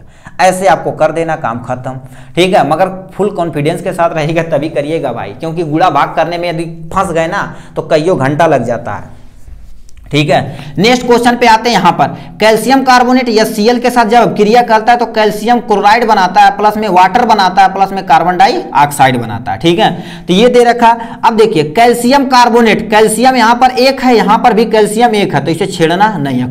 कार्बन पे आते हैं। कार्बन यहाँ पर कितना है, कार्बन यहाँ पर 1 है और कार्बन यहाँ पर भी 1 है, इसे भी छेड़ना नहीं है। ऑक्सीजन पे आ जाते हैं, ठीक है, ऑक्सीजन क्या दे लेते हैं, ऑक्सीजन यहाँ पर 3 है और ऑक्सीजन यहाँ पर कितना 2, 1 अन्नम 2 और 1 3, मतलब ऑक्सीजन को भी छेड़ना तुम्हें नहीं है। चलिए अब आते हैं नेक्स्ट पे, ठीक है। यस, हाइड्रोजन पे आते हैं। हाइड्रोजन यहाँ पर कितना 1 है और यहाँ पर हाइड्रोजन देखा जाए तो 2 है, मतलब हम क्या कर देंगे, यदि 2 से यहाँ गुणा करा दे तो काम हो जाने वाला था। तो यहाँ 2 से हमने यहाँ से गुणा करा दिया, ठीक, 2 से गुणा करा दिया, 2 Cl2 भी 2 हो गया, तो मतलब ये आपका क्या हो जाएगा, कंप्लीट हो जाएगा रिएक्शन, ठीक, कंप्लीट हो गया, कोई टेंशन नहीं। नेक्स्ट पे आते हैं, नाइट्रोजन हाइड्रोजन से क्रिया करके क्या बना दिया, अमोनिया बना दिया। नाइट्रोजन ऑक्सीजन हाइड्रोजन से क्रिया करके अमोनिया बना दिया। तो नाइट्रोजन यहाँ पर कितना 2, यहाँ पर कितना है 1 है, तो हम क्या कर देते हैं 2 से यहाँ गुणा करा देते हैं, 2 से हमने गुणा करा दिया, तो नाइट्रोजन आपका कंप्लीट, नाइट्रोजन की टेंशन खत्म। हाइड्रोजन पे आते हैं, तो हाइड्रोजन 2 से जब गुणा करा तो 3 दूना कितना हो जाएगा 6, मगर यहाँ पर कितना 2, तो यहाँ पर हम 3 से यदि गुणा करा दे तो अपना काम हो जाएगा, 3 दूना 6, मतलब ये भी आपका क्रिया क्या हो गई, संतुलित हो गई, ठीक, ये हो गया। अब आते हैं क्या, MnO2 मैग्नीशियम ऑक्साइड है, यह Cl के साथ अब क्रिया करता तो मैग्नीशियम क्लोराइड बनाता, प्लस में Cl2 बनाता है, मतलब क्लोराइड बनाता है, या तुम्हारे पास पानी बना दिया, ठीक है। तो अब इसे कैसे बैलेंस करना, मैग्नीशियम 1 मैग्नीशियम 1, इसकी टेंशन खत्म। ऑक्सीजन पे आ जाते हैं, ठीक है, ऑक्सीजन पे यहाँ पर आ जाते हैं, ऑक्सीजन यहाँ पर कितना है 2 और ऑक्सीजन यहाँ पर कितना है 1 है, तो मतलब हम क्या कर देते हैं 2 से यदि हम यहाँ गुणा करा दे तो हमारा ऑक्सीजन कंप्लीट हो जाए, ऑक्सीजन की भी टेंशन खत्म। अब आते हैं हाइड्रोजन पे, हाइड्रोजन कितना हो जाएगा, ठीक है, हाइड्रोजन यहाँ पर 1 है, मगर यहाँ पर हाइड्रोजन देखा जाए तो 2 दूना 4, मतलब हम 4 से यदि यहाँ गुणा करा दे तो आपका काम कंप्लीट हो जाएगा, तो हाइड्रोजन भी कंप्लीट। क्लोरीन पे आते हैं, देखो 2 क्लोरीन मतलब 4 क्लोरीन, यहाँ पर भी 4 क्लोरीन, मतलब ये आपका कंप्लीट हो जाएगा, मतलब 4 से गुणा यहाँ, 2 से गुणा यहाँ करा देना, काम खत्म हो जाएगा, ठीक है। तो ये हो गया इनका, ठीक है, संतुलित। अब इतना तुम संतुलित कर दोगे, 1.5 चौको कितना हो जाएगा आपका 6 नंबर यहाँ से बन जाने वाला है, ठीक है। तो ये 6 नंबर यहाँ से आपका बन गया। नेक्स्ट पे चलते हैं, ठीक है, नेक्स्ट पे चलते हैं। यहां से आपका लिखा हुआ क्वेश्चन क्या लिखा है, अथवा करके, चाहे आपको ये नहीं आ रहा तो आप नीचे अथवा भी करके यहां से लिख सकते हैं, ठीक है। तो ये दे रखा, अब इनका हम क्या कर देते हैं, यदि वो नहीं मन कर रहा तो ये लिख देने, कोई टेंशन नहीं, ठीक। तो इसमें लिखा है, यानी संक्षिप्त टिप्पणी लिखना है, 1 पे 2, 2 4, 2 6, 6 नंबर आपको यहां से मिल जाने वाला है। तो सबसे पहले पूछा ऑक्सीकरण अभिक्रिया, तो ऑक्सीकरण अभिक्रिया क्या होती है, आपके सामने ये रहा, किसी यौगिक में ऑक्सीजन का जुड़ना तथा हाइड्रोजन परमाणु का निकलना ही क्या कहलाता है, ऑक्सीकरण अभिक्रिया। कोई परमाणु है, उसमें ऑक्सीजन जुड़ गया, हाइड्रोजन निकल गया, याद रखना, ऑक्सीजन जुड़ना, हाइड्रोजन निकलना, जुड़ना निकलना, जुड़ना निकलना, जुड़ना निकलना, बस काम खत्म, ठीक है। तो ऑक्सीजन का जुड़ना और हाइड्रोजन का निकलना ही ऑक्सीकरण अभिक्रिया कहलाता है। जैसे यहाँ पर देखिए ऑक्सीजन जुड़ा है, देखिए कॉपर के साथ ऑक्सीजन जुड़ के क्या हो गया, कॉपर ऑक्साइड बना दिया, तो इसे हम क्या बोलते हैं, ऑक्सीकरण अभिक्रिया होती रहती है, ठीक है। तो ये हमने क्या कर दिया 2 नंबर, मतलब परिभाषा एक एग्जाम्पल खत्म, क्योंकि केमिस्ट्री है भाई। प्रतिस्थापन अभिक्रिया किसे कहते हैं, इसे सुन लीजिए आप थोड़ा सा, ठीक है। उसके बायो वाले पोर्शन पे चलते हैं, ठीक। प्रतिस्थापन अभिक्रिया क्या होते हैं, प्रतिस्थापन मतलब ये कोई व्यक्ति है, आपको हटा के धक्का मार के आपका स्थान लेता है, उसी को प्रतिस्थापन अभिक्रिया बोलते हैं। देखिए इसमें क्या होता है, मान लेते ए और बी, एक कोई बंदा है या बंदी है, ठीक है। इसमें क्या कर देता है, जो अधिक अभिक्रियाशील रहता है, कम अभिक्रियाशील वाले को क्या कर देता, हटा देता, उसका स्थान ग्रहण कर लेता, इसी को प्रतिस्थापन अभिक्रिया कहते हैं। देखिए ये अभिक्रिया, ये आपका ज्यादा अभिक्रियाशील था, तो ये क्या कर दिया, ऑक्सी, ये जो आप ए वाला पॉइंट है, तो इसे मार के भगा दिया, तो ये अपनी जिंदगी में तनहा इसे बैठे हैं, बेवफा हो गए हैं, ठीक है। अब इसके साथ ये बी, मतलब बी कोई भी आए कुछ फर्क नहीं पड़ने वाला, चाहे ए बैठे चाहे सी बैठे, कुछ भी टेंशन नहीं। तो ये सी के साथ क्या हो जाएगा, मचकुल्ला मारेगा भाई, ठीक है। ये हो गया। तो प्रतिस्थापन अभिक्रिया क्या होती है, वे अभिक्रिया जिनमें किसी यौगिक के अणु किसी अन्य यौगिकों के साथ विस्थापित कर देते हैं, उन्हें प्रतिस्थापन अभिक्रिया कहते हैं। इसमें जो अधिक अभिक्रियाशील वाला तत्व होता, कम अभिक्रियाशील वाले तत्व को क्या कर देता, विस्थापित कर देता, उसी को हम क्या बोलते हैं, प्रतिस्थापन अभिक्रिया कहलाती है। यहां पर आपको इतना लिख देनी है, ठीक है। ये हो गया। अब एक एग्जांपल देना, तुम्हारे पास क्यूप्रिक सल्फेट, मतलब ये कॉपर सल्फेट है, इसके साथ Fe तुम्हारा more reactive as compare to copper, तो ये क्या करेगा, Fe से हटा देगा तो इसका स्थान ले लेगा, तो FeSO4 हो जाएगा, प्लस में कॉपर हो जाएगा। ये विस्थापन अभिक्रिया आपके सामने कंप्लीट हो गई, ठीक है, ये हो गया। अब आते हैं किस पे, नेक्स्ट पे, यहीं से पढ़ लेते हैं भर्जन किसे बोलते हैं, क्योंकि आपका भर्जन भी नीचे क्वेश्चन में पूछा हुआ था। देखिए भर्जन भी तुमसे पूछा है यहाँ से, ठीक है, तो यहाँ से भर्जन भी पूछा, तो भर्जन को हमको समझा देते हैं। भर्जन आप पढ़े होंगे, ठीक है, धातु और अधातु वाले चैप्टर में, ठीक है, तो उसमें लिखा है सल्फाइड अयस्क को वायु की उपस्थिति में उच्च ताप पर बिना पिघलाए गर्म किए जाते हैं, ठीक, वायु की उपस्थिति होनी चाहिए। एक आता है कैल्सिनेशन, ठीक है, कैल्सिनेशन, और ये इसे रोस्टिंग बोलते हैं, उसमें वायु की अनुपस्थिति रहती है, इसमें उपस्थिति रहती है, ठीक है। इसमें वायु की उपस्थिति में क्या उच्च ताप पर गर्म कर देते हैं और उसके ऑक्साइड में परिवर्तित कर देते हैं, उसी को क्या कहलाते हैं, भर्जन। परिवर्तित हो जाना ही क्या कहलाता है, भर्जन कहलाता है, ठीक है। एग्जाम्पल में क्या लिखा, जिंक सल्फाइड लिया, मतलब किसी भी सल्फाइड को उच्च ताप पर वायु की उपस्थिति में अभिक्रिया कराने पर उसके ऑक्साइड में बदल देना ही क्या कहलाता, भर्जन कहलाता। तो देखिए जिंक सल्फाइड लिए हैं, ऑक्सीजन के साथ अभिक्रिया करा दिए हैं, जिंक ऑक्साइड बन गया प्लस सल्फर डाइऑक्साइड, ये गैस के रूप में उड़ जाएगा, तो हमें यही में मिल जाएगा। तो इतना आपको कर देना, काम खत्म, ठीक है। तो ये हो गया, एटलीस्ट 1 घंटा होने वाला भाई, ठीक है, कोई टेंशन नहीं, अपना भाई है, ठीक है। ये हो गया इनके बारे में। तो इस तरह से देखा जाए तो हमने क्या कर दिया, पूरा डिटेल में ये सारे चीज को देख लिया। नेक्स्ट क्वेश्चन आपका कितने नंबर का है, ठीक है, यहाँ से ग नंबर है, ठीक है, ये भी बायो वाले पोर्शन से है, ठीक है, ये बायो वाले पोर्शन से है, तो ग वाला पोर्शन। सबसे पहला क्वेश्चन दे रखा, मेंडल के नियमों का वर्णन करना है, ठीक है। तो मेंडल के नियमों का वर्णन आप कैसे करेंगे, इसे सुनिए, ठीक है, थोड़ा बोरिंग लग रहा है मगर कोई ना, क्योंकि हमने टारगेट जो रखा है, जैसे हमारे देश के नौजवान हमारी रक्षा करते बिना सोए, ठीक है, उसी तरह से हमें अपनी रक्षा खुद ही करना भाई, ठीक, जिससे हमारे जो देश के वासी हैं, ठीक है, बताइए एक आर्मी का बंदा पूरी जिंदगी बिना ठंडी गर्मी बरसात, हम तो अभी देखो ठंडक है तो रजाई में सुकुड़ जा रहे हैं, मगर हमारे देश की युवा क्या कर रहे हैं, हमारी रक्षा कर रहे हैं, तो उनकी सम्मान करिए, ठीक है। तो जैसे वो डटे हुए सीमा पे, वैसे हम भी डटे रहेंगे सीमा पे, जिससे हमारा कैरियर अच्छा सा बन सके, ठीक है। तो मेंडल के नियमों को क्या कर देना, तुम्हें वर्णन करना है, कितने नंबर का है, 4 नंबर का है, ठीक है। तो मेंडल जी हमारे थे, उन्होंने अनुवांशिक के बारे में बहुत सारी चीजें लिखी थी, ठीक है। तो यहाँ पर आपको क्या कर देना, देखिए लिखा है ग वाला, ठीक है, ग वाले में तुम्हारे मेंडल के नियमों का वर्णन करना है, ठीक है। तो मेंडल के नियमों का वर्णन करने के लिए क्या करना पड़ेगा, देखिए सबसे पहले लिखिए मेंडल के नियम आधुनिक अनुवांशिक के न्यू मानी जाती है, मतलब इस समय देखा जाए तो आपकी ये आधुनिक जो तुम्हारे पास आनुवांशिकता वाला चैप्टर है, इस सब कुछ इसी पे है, बड़ी बड़ी जो अब तो डिग्री इसी पे मिल रही भाई, ठीक है, एक अलग से कोर्स कर दिया जेनेटिक्स, ठीक है। मेंडलवाद के नाम से भी जाना जाता है, मेंडल का जो नियम है मेंडलवाद के नाम से भी जाना जाता है, ठीक है। तो इन्होंने 3 नियम दिया था, प्रभाविता का नियम, पृथक्करण का नियम, स्वतंत्र व्यूहन का नियम, ठीक है, ये 3 नियम दिए थे, ठीक है। तो ये हो गया इनके बारे में, ठीक है। तो यहाँ पर प्रभाविता का नियम ये होगा, ठीक है। तो प्रभाविता का नियम, पृथक्करण का नियम, स्वतंत्र व्यूहन का नियम। यदि आपको कोई भी टाइप वगैरह लिखते हैं एग्जाम में, तो एक जगह सब आपको पहले तीनों चारों कुछ भी कितना रहे, 1 2 3 4 रहे, तो आपको छाप देना। टीचर को लगेगा जो चेक करेगा, अच्छा ये तीनों लिखा है, आगे वो हेडिंग डाल के अच्छे से एक्सप्लेन किया होगा। तो आप ये सब चीजें बातों का ध्यान रखिएगा, ठीक है। अब इधर थोड़ा सा तेजी से चलते हैं भाई, ठीक है। प्रभाविता का नियम, प्रभावित मतलब समझते हैं जैसे 2 गांव में आपका झगड़ा हो गया, ठीक है, तो उसमें बताओ जो थोड़ा सा स्ट्रांग रहेगा वो प्रभावी रहेगा, गरीब आदमी को दाब के रखेगा। जैसे धनी आदमी गांव में आपके देखेंगे तो जो गरीब पर्सन है तो उन्हें दाब के रखा गया है, किसके द्वारा, धनी के द्वारा। तो जो गरीब आदमी है वो दबा रहेगा, तो जो प्रभावी है, मतलब धनी तो प्रभावी है तो इसलिए दाब के रखा हुआ, तो उसी को प्रभाविता का नियम बोलते हैं। तो लिखा है 2 युगल, ठीक है, 2 युगल, प्रत्येक युगल के 2 लक्षणों के एक साथ होने पर उनमें से, ठीक है, केवल एक लक्षण जीव में दिखाई देता है, जो लक्षण दिखाई देता उसे क्या बोलते हैं, प्रभावी लक्षण बोलते हैं, ठीक। जो दूसरा लक्षण स्वयं को प्रदर्शित नहीं करता उसे हम क्या बोलते हैं, अप्रभावी लक्षण बोलते हैं। जो दिखाई देता उसे हम प्रभावी लक्षण, जो नहीं दिखाई देता उसे हम क्या बोलते हैं, अप्रभावी लक्षण कहते हैं।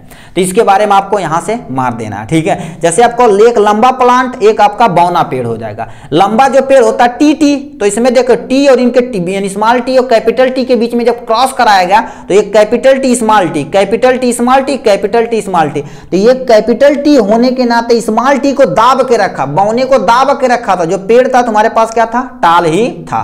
तो ये बताओ ये प्रभावित है कि नहीं, तो इसीलिए इसे क्या बोला जाता है, प्रभाविता का नियम बोला जाता है। तो ये नियम पहला हो गया कंप्लीट। नेक्स्ट पे चलते हैं, ठीक है। अब ये थोड़ा सा तेजी से चलते हैं भाई, क्योंकि 1 आवर से ऊपर होने वाला है, ठीक है। और रात के कितने बज गए? 11:48। कोई टेंशन नहीं भाई, अपना है। ठीक है, पृथक्करण का नियम, लॉ ऑफ सेग्रीगेशन। अब बताओ पृथक मतलब वहां पर जो बौना दबा हुआ था, जो बौना दबा हुआ था वो क्या करेगा? अब वो निकलेगा। ठीक है, फटा पोस्टर निकला हीरो। ठीक है, इसमें क्या करिए, जब प्रथम संतानी पीढ़ी के विषम युग्मी पौधों के 100 परासरण कराए जाते हैं तो द्वितीय संतानी पीढ़ी F2 के सदस्यों पर परस्पर विपरीत लक्षण से एक निश्चित अनुपात में पृथक हो जाते हैं, इसलिए इसे पृथक्करण का नियम भी कहते हैं। ठीक है, आप एक्चुअल में देखिए क्या होता है, पहले ये समझिए तो ये पढ़ते हैं। ठीक है, तो सबसे पहले देखो capital T small T, capital T small T, इनके बीच में जब पुनीत स्क्वायर बना के क्रॉस कराया गया तो इनमें देखा गया कि जो कैपिटल टी तो तुम्हारे पास प्योर टाल प्लांट था, प्योर टाल प्लांट था। ठीक है, ये हो गया, मतलब इससे कैपिटल टी स्मॉल टी से यहाँ एक आ गया, इससे ये गुणा करा के यहाँ, और स्मॉल टी से यहाँ, मतलब ये देखिए बौना जो है अपने आप को क्या कर दिया, दिखाया है अगली पीढ़ी में, पृथक हो गया, अलग हो गया, इसीलिए इसे क्या बोला जाता है? पृथक्करण का नियम बोला जाता। अब क्या लिखा? प्रथम पीढ़ी F1 के साथ साथ रहने वाले सभी लक्षण आपस में मिक्स नहीं थे और युग्मों के निर्माण के समय ये लक्षण पृथक हो गए, इसलिए इसे क्या बोला जाता है? पृथक्करण के नियम को शुद्धता का नियम भी कहते हैं। देखिए आपका बौना एक दिखा भाई। ठीक है, अब रेशियो यदि पूछा जाएगा तो 3 पेड़ क्या होंगे? बड़े होंगे, तो 3:1।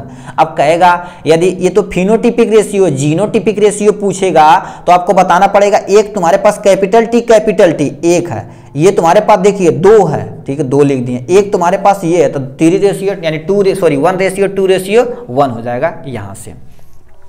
लास्ट एंड फाइनल तुम्हारे पास नियम आ गया स्वतंत्र व्युत्पन्न का नियम। इसमें 2 कंट्रास्टिंग पेयर आपको लेंगे, एक ही साथ जाएंगे तो इसमें जो रेशियो बनता है 9:3:3:1 बनता है। ठीक है, तो इसमें लिखा है इस प्रकार के संकरण में जब किन्हीं 2 या 2 से अधिक कारण युग्मों को 2 जोड़ी विपरीत प्रभाव और पौधों के बीच संकरण कराया जाता है तो इन कारणों का पृथक्करण और चयन स्वतंत्र रूप से होता है, अर्थात एक लक्षण वंशागत दूसरे लक्षण को प्रभावित नहीं करता, इसलिए इसे क्या बोलते हैं? स्वतंत्र व्युत्पन्न का मतलब 2 कंट्रास्टिंग कैरेक्टर है, उसमें जब क्रॉस कराया जाता है तो एक दूसरे को कोई इंटरफेयर नहीं करेगा, छेड़ेगा नहीं, जो डोमिनेंस वो दिखेगा।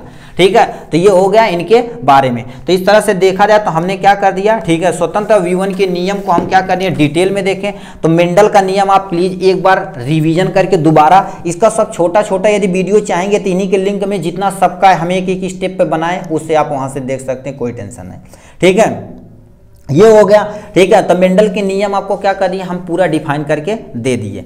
ठीक, इसमें नेक्स्ट क्वेश्चन तुमसे पूछा एक आवृत्ति पौधों में निषेचन के पश्चात होने वाले परिवर्तन के बारे में आपको बताना, वो भी कितने नंबर का है? 4 नंबर का है। ठीक है, तो इसे आप ध्यान से सुनिएगा। ठीक है, तो आपके सामने हम यहाँ पर बुक रखते हैं।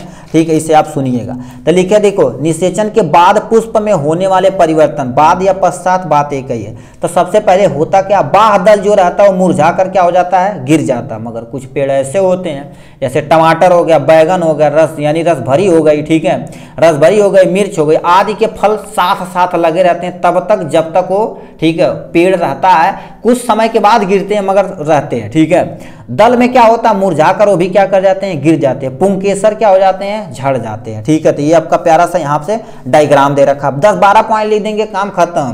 ठीक है, मगर सेंटेंस बना के लिखना। वर्तिकार्क लिख देंगे, वर्तिकाग सूख जाते हैं। ठीक है, तो यहाँ पर क्या? वर्तिकाग सूख जाती है। ठीक है, ये हो गया। और वर्तिका, वो ये वर्तिकाग्र है, ये वर्तिका क्या हो जाती है? मुरझा जाती है। ठीक है, यहाँ से हो गया। अंडाशय, ये अंडाशय क्या हो जाते हैं? फल में बदल जाते हैं। प्लीज इसे आप जरूर लिखिएगा। ठीक है, अंडाशय की भित्ति जो कि फल भित्ति बनाने का काम करती है। ठीक है, बीजाणु, बीजाणु बीज में परिवर्तित हो जाती है। ये भी आप क्या कहते हैं? पॉइंट अंडरलाइन कर लीजिएगा। बीजाणु बीज में परिवर्तित हो जाते हैं। अंड कोशिका भ्रूण में बनाती है। क्या बनाती है? भ्रूण बनाती है। भ्रूण को पोषण करने के लिए क्या हो जाता है? द्वितीयक कोशिका भ्रूण पोषक में बदल जाते हैं, क्योंकि भ्रूण जब तक रहेगा तब तक उसे पोषण देना है। ठीक है, लिस्ट में लिखा है बीज यानी बीजाणु कवच जो होती है क्या होता है? बीज का क्या कर देती है? आवरण बनाती है। और क्या? बीजांड, ठीक है, वृंत जो क्या होती है? बीज वृंत बनाने का काम करती है। यहाँ से मतलब ये होने वाले पश्चात 12 थे तो आपको सेंटेंस बना के कम से कम 10 पॉइंट लिख देंगे, 4 नंबर आपका बन जाएगा। ठीक है, तो ये था किसके बारे में, इनके बारे में, ठीक है, ये हो गया। मगर डायग्राम थोड़ा सा बना दीजिएगा तो आपको दिखा देंगे तो ज़्यादा टेंशन नहीं रहेगी। 30 नंबर क्वेश्चन पूछा है, पर्यावरण को बचाने के लिए 5 प्रकार के, ठीक है, आर का तुम्हें प्रयोग करना। कितने प्रकार का? 5 प्रकार के आर का प्रयोग करना पड़ेगा, ठीक है। तो इसे हम थोड़ा सा भाई अब इसे हम दिखा देते हैं, आप थोड़ा पढ़ लीजिएगा क्योंकि जनरल चीज़ें हैं, ठीक है, ठीक। तो यहाँ से 5 आर क्या दे रखा, R1, R2, R3, R4, R5 दे रखा, ठीक है। तो आर का मतलब, एक आर का मतलब रिड्यूज मतलब कम करना, दूसरे का रीयूज मतलब पुनः उपयोग करना, ठीक है। अब यहाँ से रिसाइकल यानी दोहराना, रिकवर मतलब वापस पाना, रिफ्यूज मतलब अस्वीकार करना। तो अब इन्हीं को क्या यहाँ पर लिख दिए, अब इन्हीं का एक एक हेडिंग डाल के 2-2 लाइन लिखेंगे। कितने नंबर का है भाई, ठीक है, ये देखा जाए तो ट्रिपल आर कितना 4 नंबर का, तो 2-2 नंबर आप क्या करेंगे, थोड़ा थोड़ा बना के लिखेंगे, 2-2, 3-3 लाइन, तो आपका कम से कम 1.5 से 2 पेज भर जाएगा, तो 4 नंबर आपका भरने से मिल जाएगा।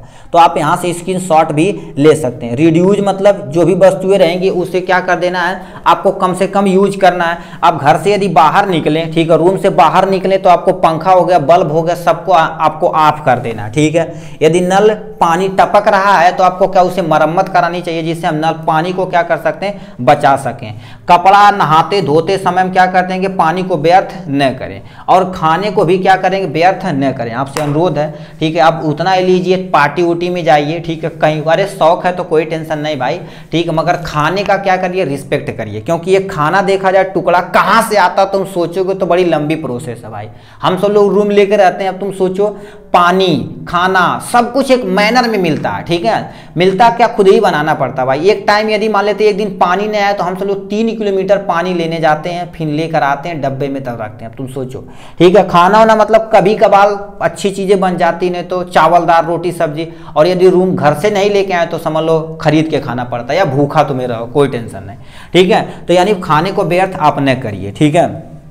फिर तुमसे लिखा है रीयूज मतलब क्या होता है, प्लास्टिक का प्रयोग पुनः कर लीजिए, मतलब जो भी चीज आता है तो दोबारा करके अपने घर में जो भी ऑब्जेक्ट रखा गया उसे दोबारा प्रयोग कर सकते हैं। विभिन्न खाद्य पदार्थों में उपयोग होने वाले प्लास्टिक के बोतल डिब्बे आदि को रसोई घर में प्रयोग करें। हमारी मदर, जो हमारी इंडियन मदर हैं, सबसे बेस्ट क्वालिटी का यही काम करती हैं, ठीक है।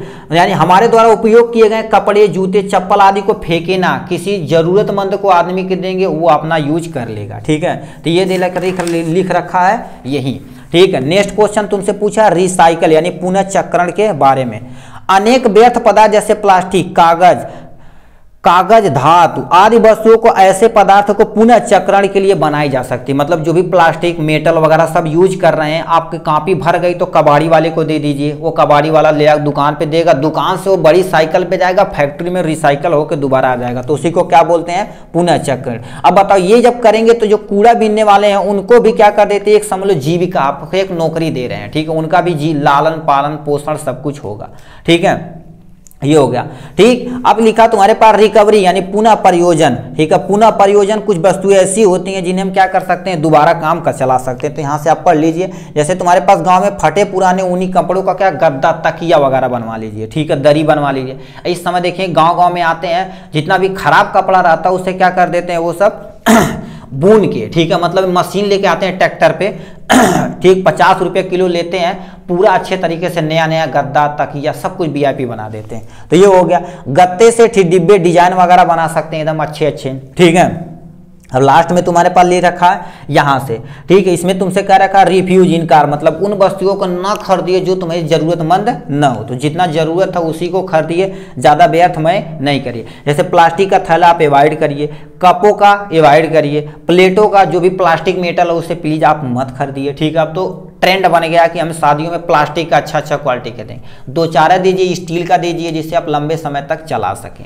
तो यहाँ तक आपका क्या हो जाएगा, 5R के बारे में हो गया यहाँ से, ठीक है। नेक्स्ट क्वेश्चन और फाइनल क्वेश्चन दे रखा है, ठीक है, मानव प्रजनन तंत्र के बारे में दे रखा, ठीक है। तो इसको आप दिखा देंगे कितने नंबर का, 6 नंबर का हो जाएगा। चलिए इसे भी देख लेते हैं, ठीक है। लास्ट तक आए हैं तो जरूर देख के जाइएगा, जितने हमारे प्यारे भाई अभी तक टिके हुए हैं तो समझ लीजिए उनका कल्याण होने वाला है, ठीक है। क्योंकि देखिए स्टार्टिंग में तो सब रहते हैं, मगर जो अंतिम क्षण तक रहता वही क्या कर देता, रणभूमि को जीत लेता भाई, ठीक है। तो लिखा मानव में नर प्रजनन तंत्र का तुम्हें क्या कर देना है, वर्णन करना है, ठीक है, नर प्रजनन तंत्र के बारे में। तो लिखा है नर प्रजनन तंत्र निम्नलिखित अंग होते हैं। आप देखिए अनुरोध है, जितने अंग होते हैं एक बार लिख दीजिए और नीचे क्या कर छोटा सा डायग्राम बना दीजिए। एक पेज आपका भर गया। अब एक पेज पे ये क्या करिए, ये हेडिंग डाल के 2 लाइन लिख दीजिए, ये हेडिंग डाल के 2 लाइन, 2 लाइन लिखेंगे तो बताओ 7। अब 2 लाइन लिखोगे तो 7 दूनी 14 लाइन, एक पेज अपने आप हो गया कि नहीं। एक पेज पे ये सब डायग्राम वगैरह हो गया, एक पेज पे लिख दिए, 6 नंबर भरने से दे दिया। ऐसे टीचर को ठीक दीजिए, मतलब कि सर ये लीजिए हमें आ रहा है, आप दिखाइए भरने से पेपर पे, ठीक है, तो ही आपको नंबर दे देगा। ठीक है, तो इसमें क्या क्या होते हैं पहले ये ना पढ़ के हम डायग्राम देखते हैं तो आपके काम हो जाएगा। ठीक है, ये कैसे बनाया गया हम छोटा सा एक लिंक है, वीडियो इसी में डाल देंगे, प्लीज वहां से देख लीजिए, चाहे चैनल से जाइए। ये 2 से 3 मिनट के अंदर ये आप बना देंगे। ठीक है, तो इसमें लिखा है तुम्हारे पास ये वृषण हो गए, 1 2 वृषण होते हैं, वृषण में शुक्राणु का बनता है। ठीक, अब यहां बन गया तो ये बताओ एक थैली होती है जिसके अंदर वृषण होता है, जिसे हम क्या बोलते हैं, वृषण कोश बोलते हैं, जिसे हम सैक्रोटम बोलते हैं। ठीक है, थोड़ा सा इसे हम, ये आपका क्या है, वृषण कोश होता है जिसे हम क्या बोलते हैं, सैक्रोटम बोलते हैं। क्या बोलते हैं, सैक्रोटम बोलते हैं। अब देखिए सैक्रोटम हो गया, ये जो ब्लैक कलर का दिखाया गया दोनों तरफ तुम्हारे पास कॉइल जैसी संरचना है, इसे हम क्या बोलते हैं, अधिवृषण बोलते हैं, जिसे हम क्या बोलते हैं, एपिडिडाइमस बोलते हैं। वृषण के अंदर यदि क्या बनता है, जो कोशिका, ठीक है, शुक्राणु बनता है, ठीक, तो ये क्या कर देता है, वृद्धि यानी अर्धवृषण पोषण क्या करता है, अधिवृषण पोषण उसे पोषण देता है और उसे मूव करने में क्या कर देता है, मदद करता है। अब बताइए यहां से एक कनेक्ट नली है, इस नली को हम शुक्रवाहिनियां बोलते हैं। वाहिनियां क्यों बोलते हैं, वाहिनियां मतलब नली होती है, शुक्राणु को ले जा रहा है, इसीलिए इसे क्या बोलते हैं, शुक्रवाहिनियां बोलते हैं।